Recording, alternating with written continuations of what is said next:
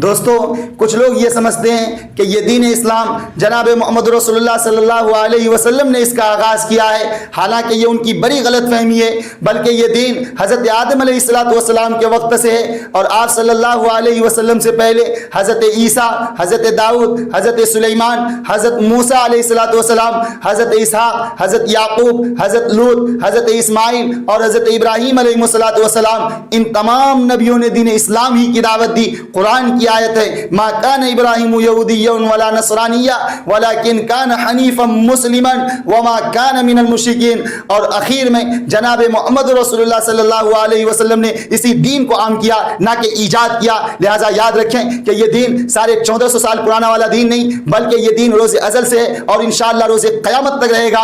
लिहाजा आप इन चीज़ों से दूर रहें। इस तरह की बातें दुश्मनान इस्लाम की तरफ से आम की जाती हैं ताकि वो इस्लाम को निशाना बना सके और वो इस्लाम को बदनाम कर सके।